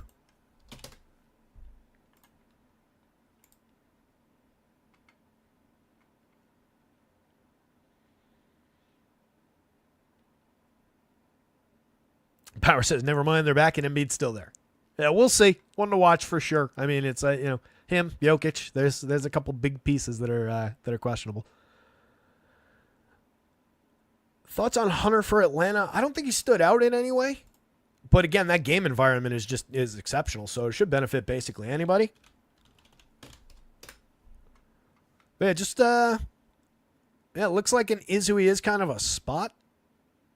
5,800 on FanDuel. We did not get him. Got him at 24 minutes. I could honestly give him another minute probably in his 5 games, and it's limited action because he's just been in and out. But he's played about 26. I've got him at 24, so it would probably be fair to give him a little bit more. He's a decent enough per minute performer. I just don't know that you need to go down to those depths, right? With all the value on the board, you just want those shares going in these value directions.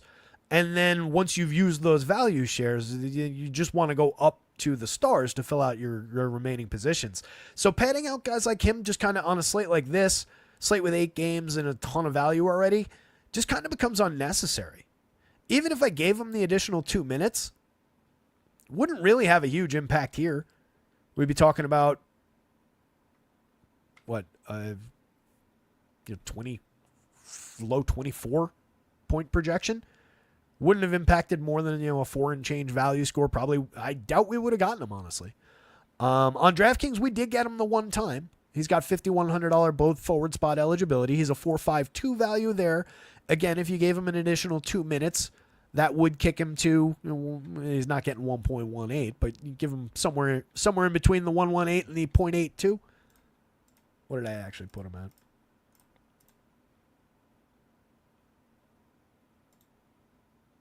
I have him almost exactly between. I have him at 0.96. So if you gave him the additional 2 minutes, call it a 25-point projection for your 51, he'd be comparable to 51 forward there. Maybe he gets to like that level. Amen Thompson kind of level. But again, I don't think Amen Thompson's going to be all that likely to be critical to the slate unless the situation around him changes. And we didn't get him exposed like that. All these guys with the onesie-twosie shares, all these guys in the 20-minute range, even some of the guys, as their price and positioning functions that have high projections and security of 30 minutes, if their price doesn't fit at the position where you need to get to the value, you can sacrifice shares of these guys, right? Nothing about this is saying you have to have 8% of him, 8% of him, 6% of him. These are guys that just kind of hit the board in a few shares as the lineups go down through the 150 of our top-ranked lineups. You don't need shares of any of these guys. You need lots of shares of these guys. So it's just a matter of thinking about what the actual functions of these players are. Could DeAndre Hunter go out there and succeed tonight? Of course. Absolutely. Could he go out there and play 28 minutes and put up 1-1, 1-2? Sure. He's got talent. He's good enough. Is that what he does on average? No. Do I probably owe him 2 minutes? Probably. But yeah, not like a huge play, and guys like that have limited value on a slate like this, where we've already got a very distinct shape to the slate. For some reason, I can't say shape slate together today. Let's get into the center spot. Hopefully that made sense. Great question, Jim. Keep those coming. Those are the things that are important to discuss. And they change every different slate. That answer, even with him at the same price, say it's a 4 or 5 gamer without multiple, $3,000 and $4,000 value guys, that becomes an entirely different conversation on a mid-range guy like that. Slate like this, the mid-range guys kind of fade into the woodwork. Will some of them be in the winning lineup? Yes, of course. That's what mid-range is, right? It fills a couple pockets. Is he functional in that role? Sure. But there are better, more likely options in that role.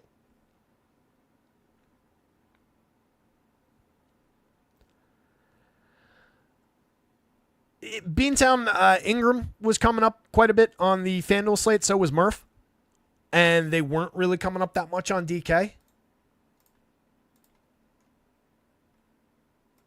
All right, like Murphy, 42% on FanDuel, but just 16% on DK. He was all right. 5,900 both forward spots. But I think it would just be the obvious guys, like Ingram, like Murphy. I don't think we got to really anybody else. Just sorted by the team, dummy.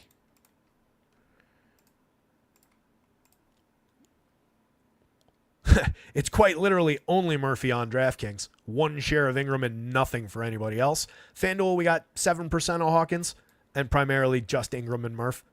And that's all I really want. I think, any value around Misi is kind of eradicated. 5,200 center only on FanDuel. 4,700, we didn't get him on DraftKings, a sub-5 value score over there. Brandon Boston could provide upside, but I cut him down at 26 minutes. If he plays upwards of 30, there could be upside there.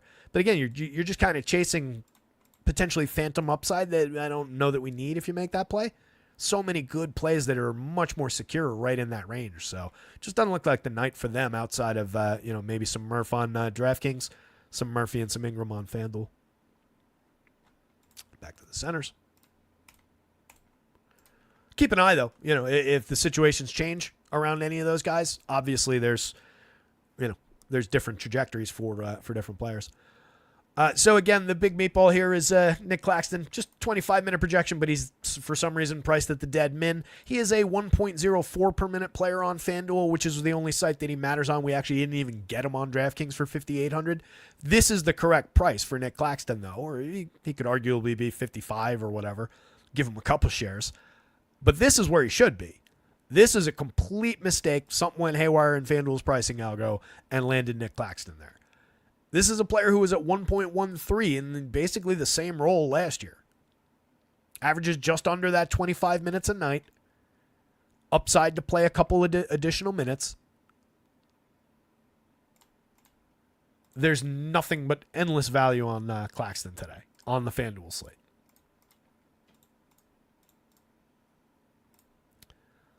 I've got him right at this season's number. So I didn't give him basically any credit for his career history for being so cheap. So honestly, the only direction that you could conceivably take this projection and this exposure is upward if you're normalizing for previous year's performance. He would have a little additional upside. Wouldn't make a major impact. Call it a point. But definitely interesting on FanDuel. Monster 7.84 value score, one of the highest overall marks we've seen all season. And again, just possesses none of that at the correct price on DraftKings. On DK, your top-owned center is comfortably Alperen Şengün. Love it. 8,400, 1.47 per minute this season. Absolute smash. We are getting a chunk of Jokic, so that's part of the answer as to where our Giannis shares went on DraftKings. Significantly more. We got no Jokic on FanDuel because, again, 84% of our center only goes right here with room for more. And Jokic is just not a great price fit when we're getting whatever it was, 40-something percent of Giannis. Probably could build a lineup with both of those guys together, but you're sacrificing the key value play of the entire slate to do it. So you're just putting yourself on a way different path with very, very different approaches to getting anywhere. And probably relying on substandard value guys in other positions to do it. Turner, 19% level with the field on DK, where we can get more than one center. None of these guys come up at all on FanDuel. Everybody's below the field. Nobody's gotten much exposure. TJD for 4,700 with power forward eligibility gets a little bit, 10%, but that's below the field. And it's yet another player from Golden State where, do I really need those 19 minutes, those 20 some odd minutes? Played nearly 22 the other day and put up a monster 34.2. So that night, the answer to that question, do I need it, was maybe. But that's not what we're getting on the average out of the player, really. 116 per minute. I don't love that spot, but I'll take my 10. I just don't need to kick that up to the field when I've got such a great value at the center spot and competing values at power forward. On DraftKings, he's a lot more relevant. He's a $3,700 center-only option over there, 14.6% of the time. Gently below the field over there. That one, if you want to take him up to the field for being so cheap, I do think there's value there, especially because he's not a blocker to some of your other centers. Vooch, definitely a piece on DK, 15%. A little bit below the field, but given his per-minute production, given the game environment with all those points on the board, I'm happy to have more Vooch alongside more of just basically everybody from Atlanta and Chicago. It's definitely a direction to take on the slate. Clint Capella, 16% of the time, it's essentially the exact same conversation of what I just said about Vooch. 5,300. They're different price fits on opposite sides of that game. They're also different projection fits, but Capella's drawing more value technically at his 53 than Vooch is at his 78. So either guy, if you want to get 20-ish% exposure across center and util, I think that's all right. Klingon, we talked about, had a very successful 21 minutes the other day.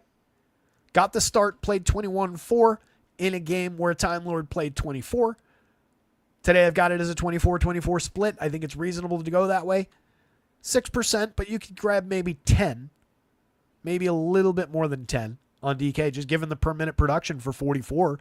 And the idea that, whichever one is playing better, whichever one is, not necessarily in foul trouble, could grab the advantage of minutes one way or the other between two very high-end per minute guys so far this season. Going to need some size in that game. Horford off the board, obviously changing pieces and parts for Boston. Joe Val, no exposure on FanDuel, 2% on DraftKings. Mix and match play at best, but a good per minute performer. 1.35 per minute for 4,800 does have its value. It's just you're getting 20 minutes. Averaging 20.2. Played 18-2 the other day. It's just not enough upside to really take him to a ceiling score more often than not. Okongwu, since he's got power forward eligibility, comes up quite a bit at 5,100 from the other side of that Capella situation. Again, it's a dead even split between those two, 24 minutes a night. 1.05 per minute. It's the power forward eligibility for 51 that's carrying him there. 31% below the field on FanDuel. If you're rostering him, you're putting him at power forward. You're not really forgoing any of those Claxton value shares for shares of Okongwu. If you're taking Claxton shares out of your life, right, you've already got a little room to play with. He's not at 100%, although you can make an argument for it. But let's say you're going down to 75, 70, 65, closer and closer and closer to the field, the direction you don't necessarily want to be heading. Use those shares not necessarily on guys like Okongwu, moving him from power forward to center. That doesn't make sense. Don't use that share that way. Right? If you're building a completely different construction, take that share and just plunk it into Jokic, honestly. But that would put you on a different path for that lineup. Same argument could be made about Sabonis, who we did get a little bit of and does have that power forward eligibility. So not like direct line for the center only. But guys like, to a degree, Zubac. Guys like, to a degree, Turner. Definitely guys like Şengün for 8,700. He's probably the most likely candidate because he's not completely high priced like Jokic and he's better than these options. So if you're taking shares out of this, go to here. Go to there. You know, there is value to be had in that one, but he, again, has power forward eligibility. So it's really, again, right there. Just use those shares in sharp ways. I don't think you necessarily just pivot them right into shares that you could get to of guys anyway, or shares of just kind of underperformers and low minute projections. Embiid, we got none of on either site and might not go. Sabonis, we got 5% of. I'd be happy to have a little bit more. He's a very, very good per minute performer with upside for a monster game on basically any given slate. But he's priced that way, and we've got other high-priced priorities. Basically, nobody else on DK, and honestly, nobody else on FanDuel. We got a couple shares of Ben Simmons below the field. He does have point guard and center eligibility on FanDuel, so it's another player you can just take at a different position if you do want that value. He's been at 1.01 for the season at 14% usage. It was a better per minute option last year. He's obviously a player that's very much in flux anytime he takes the court and when he's off the court as well. Just one share of Brook Lopez. I wouldn't mind a little bit more of Lopez. Good per minute performer. 0.96 FanDuel, 0.90 on DraftKings. Didn't get him on the FanDuel slate, predictably. 6,400. Not a fit at center only. So it is, no doubt about it, the Nick Claxton show on FanDuel. Let me pull up some of those ace-mine lineups. You guys can eyeball what the constructions look like.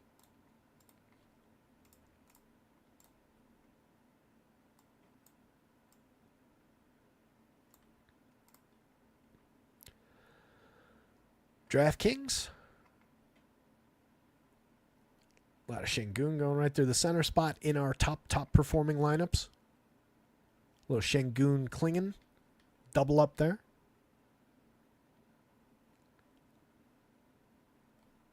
Let me get to 150 here.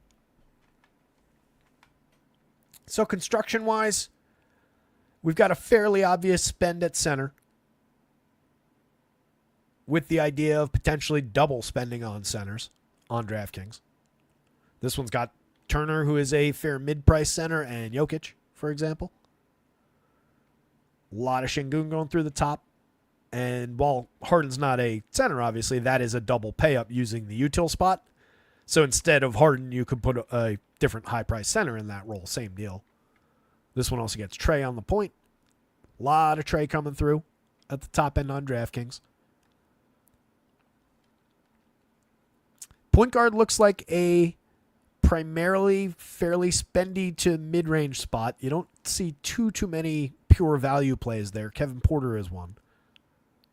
But a lot of other guys in this mix are either approaching star level like Trey or kind of fairly mid-range guys like Derek White, like Io, like Kobe White. Kind of the same deal at shooting guard with a little bit of a different mix of players. Shooting guard seems to be where you're getting either a Bull, a Celtic, or a Hawk.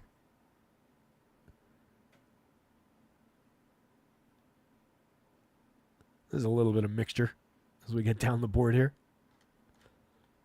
Lot of that high-end Chicago-Atlanta game, and then just Celtics going through the two guard spots, the point guard, the shooting guard here. And then if we jump over to the pure guard, it looks like that's where some of the value plays are landing, or another star play like a James Harden. So, like, not bad builds with Trey and a competing side of that game there. Still pulling Şengün in the center, and then Harden at a guard spot. And then you're taking value on the back end. Again, KPJ creeping his way into a lot of these lineups as a value play guard. It just depends on how it's configured across some of these. Jabari in a lot of these as a fair mid-priced forward. We will, again, see more of Sam Hauser. And as we compared him to, Dylan Brooks? I think we swing strongly in Sam Hauser's direction. I think the field will as well. But that was coming up evenly already before any changes for Sam Hauser.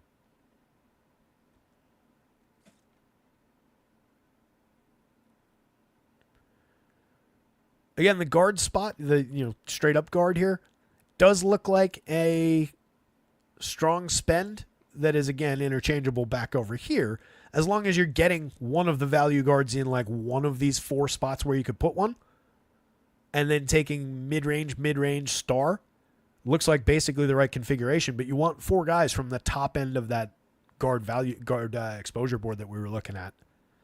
And that's basically true of all these top end lineups. They've got basically four of that group. So if you want to talk cores, going to the top of that guards at the very beginning of the show and just grabbing a big chunk of those guys is a core. And you could throw Şengün into that as well. And then you're mix and matching your way to either values or pay-ups at your other spots for the most part. But we'll probably see a little bit more of Yabusele, who's coming up a little bit, and would gain ground if we get no Embiid. We'll definitely see just increased value for some of the Celtics with some of the other Celtics hitting the board. We'll watch the starting lineup there. Scroll down through some of these so you guys can get some ideas.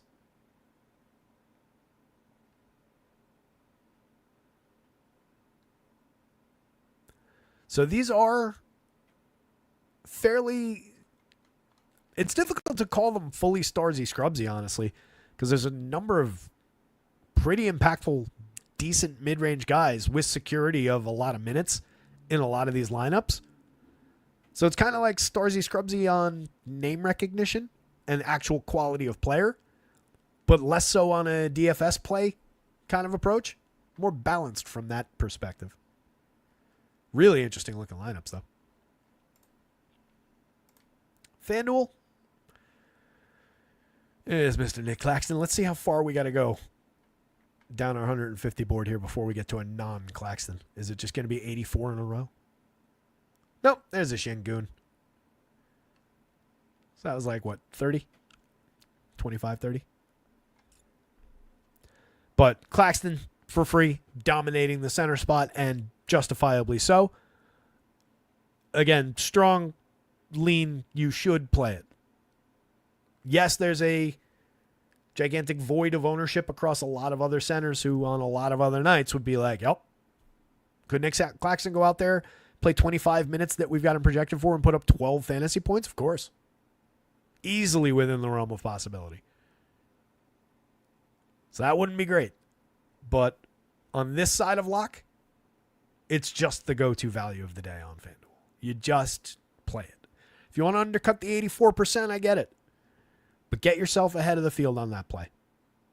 If you do take it under the field, or if you take a big undercut to it, like I was just saying before, make sure you're using those shares on high-end opportunities and pivoting lineups correctly. Jim, I like Time Lord. Both he and Klingon were looking pretty good and excellent points per minute upside. We just need minutes. All right, right now we're dealing with like 22, 26, bouncing back and forth between them with neither guy actually really reaching 26. But they're both excellent per minute guys who were coming up. Time Lord on DK was, if I'm remembering correctly, like 28% and like level with the field. And if you rewind the show, we covered him multiple times. A lot of KPJ coming through the point on FanDuel. Number of Harden shares. Pretty good spread, really. Some Dame, some Harden coming through there. We're getting Harden and Trey, so you can go double spendy. Harden and Trey in the top two. Kobe White, Harden. So at worst, you're going like mid-range and a spend at point, unless you're playing Kevin Porter in that spot. Outside of him, a lot of these shares are just going that way. You get your Bulls in a lot of these shooting guard shares, predictably.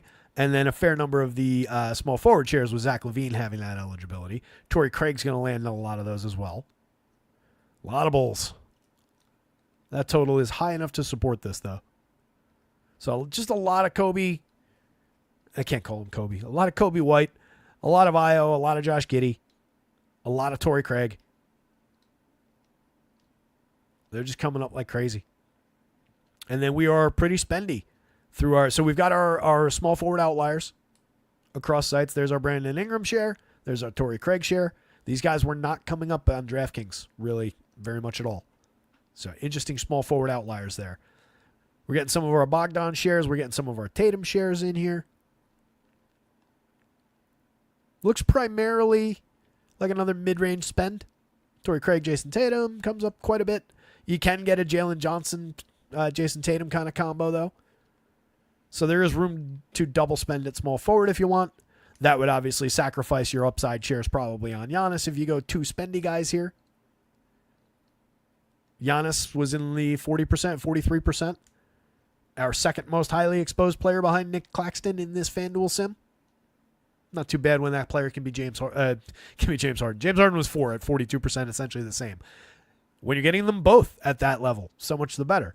But when the second most highly exposed player in your sim is Giannis, could be a good day. Some of the builds, you can see how some of those centers with power forward eligibility like Okongwu are falling in next to Claxton, but they're not going to be boxing him out for many of these shares. It's going to be Şengün, and center-only guys is Miles Turner. Time Lord gets into one. He's center-only again on FanDuel. Capella gets into one. Vooch, Şengün. I doubt we see one of the power forward eligible guys creep through. Yeah. Not in our top 150. In the full 42,000 lineups, of course it'll be in there.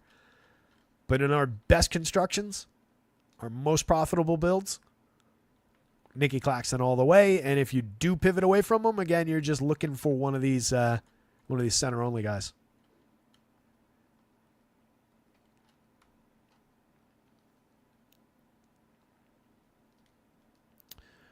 How do I feel about Fox, LaVine, and Tatum? Yeah, no, Jim, no worries. These are good questions. How do you feel about Fox, LaVine, and Tatum in one lineup?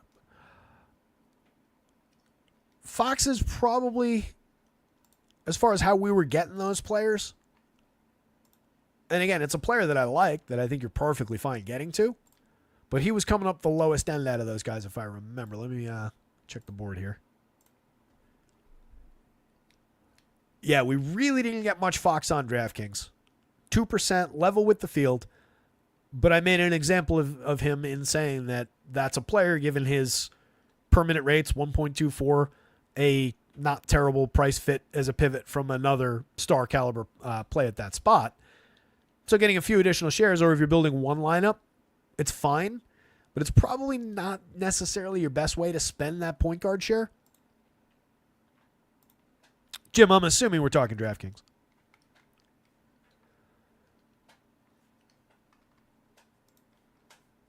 Right? Like, I think I would... what's the best way to do this?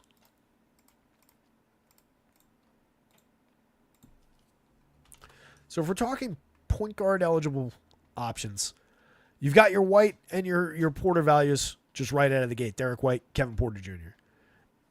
You've got a very comparably priced and much more highly exposed James Harden there. He's 93 as a direct pivot. He's getting more highly owned, but kind of for a reason.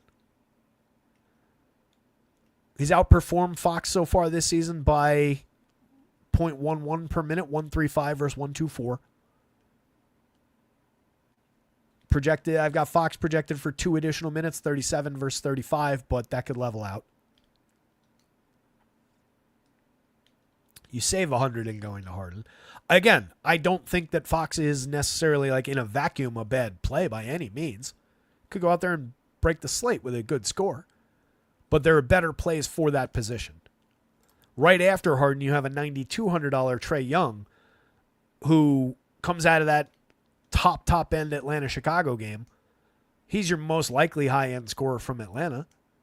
1.28 per minute for the season. That compares very favorably with De'Aaron Fox for 200 less. Same position. And while Trae Young is drawing more public ownership than De'Aaron Fox, if you just want to talk about like public exposure, it's only probably 20%. Our 26% represents an uptick from the field's ownership. We have more Trae than the field does in that sim. So I think those two guys specifically, if you just want to spend the money at that position, are both better options, and the sim kind of backs that up. So I'd probably look to swap out Fox for one of those guys. Yeah, so if you've got tons of Trae Young across other lineups, and we're just talking about one out of 30 lineups, one out of 150 lineups, then fire away. Fox, Levine, Tatum, no problem whatsoever. Those are 3 stars. So yeah, if you're just building one lineup and entering that, then that's the more important version of that question, and that would be my approach. Otherwise, I would take the value down. Again, there's nothing wrong with going to Fox in that situation. Another guy to maybe consider in that mix that's kind of splitting the difference, $8,900 Dame Lillard coming out of a completely different game. We got him 8.6% of the time, and he's owned right about that level with the field. So if you wanted to grab a few additional shares of Dame in like swaps for that Fox share, save a little bit of money, see if it buys you anything at other positions, get a very comparable 1-2-1 out of Dame at lower or similar low single-digit public ownership and lower than the public ownership going to Trae, going to Harden. I do think that both Dame and Fox are reasonable pivots out of a lot of that public ownership. But like I was talking about, the true value of the slate lies in soaking a lot of shares of those key guards up. So I'm going to be basically living up at the top of that board. Cornette, Coffee, Trae, Porter Jr., Quentin Grimes, I would pump the brakes there. I don't know about the Grimes one.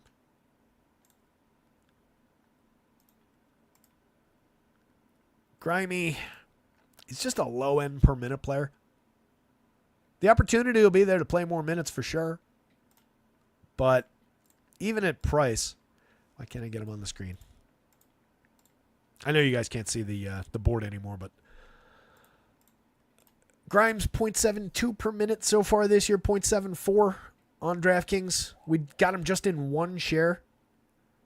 He's 4,200 shooting guard and small forward over there. He's just kind of getting boxed out by a lot of better values. So if you had a couple shares, that's fine. But if you're saying you got a lot, like he was in the, seems like you're listing guys you have a lot of, I would maybe reconsider that. And that's with a 24-minute projection, because I projected this with Luka out. So I don't love that spot. He did put up 29-1 on a FanDuel scale in just 23.2 minutes. He had some good games for the Knicks when he was a Knick. Decent player, but a good, another low per minute rates, low usage, Dylan Brooksy kind of a player. Collector of fantasy points in a lot of ways. He's a good defender. I don't love the scoring upside. I don't love the per minute upside. Doesn't do a lot. 8.7% assist rate, 8.8% rebounding rate. He's made 40% of his 2.5 threes a game so far. Give him that much. But yeah, that might be one I would reconsider.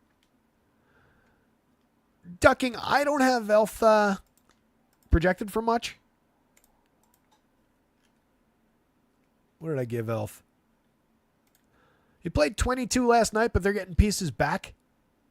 So I just think he gets knocked down. I have him at 12 minutes.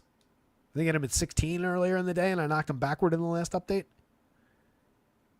We'll keep an eye on it. I mean, if he lands in the starting lineup again, then sure, maybe we get a little. But he landed on FanDuel at 5,100. He's 4,100 on DraftKings. Even if I change it to 20-ish minutes, I don't think he's the 1.22 DraftKings player that we saw last night, or that some people saw last night. I didn't watch any of that. I mean, we're talking about a guy who's been out of the league. So I don't think there's just a lot of better fits.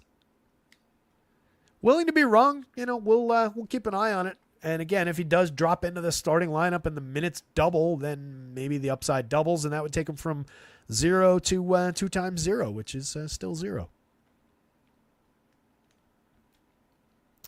Pritchard could benefit. Jim? Yeah, Pritchard, we were already getting a little, if memory serves, were we? We got a little bit of Pritchard on DraftKings already. And this is before anything changes with some shift for Boston. We got him 1.3% of the time. He's owned in the low single digits by the public in that sim. So definitely worth some consideration. He's only 5,000 point guard and shooting guard. Solid projection of minutes. Plenty of opportunity. And again, a spot where they're going to look to just completely light up Washington. So basically all things Boston, perfectly fine. With that, guys, I just noticed the time. It's after 6 already somehow. 6:09. We've been going a while on this one. Let me get out of here so I can get all this stuff updated. Check out the site, rotoscouts.com. Hit the like button here. Subscribe. We got to get the subscriber count up. Still want to try and chase 1,000 before the new year. See if we can do it. Tell your friends. Rotoscouts.com. Access to everything under $1 a day. Football projections are up for the weekend. Rankings will go up tonight. The Groups and Optimizers article will be an effort over the next day, next 36 hours or so. You'll see that all land on the site. Football show tomorrow during the day. And basketball projections and everything through the weekend. With that in mind, guys, good luck out there tonight. Somebody go win something. We will see you tomorrow. Later.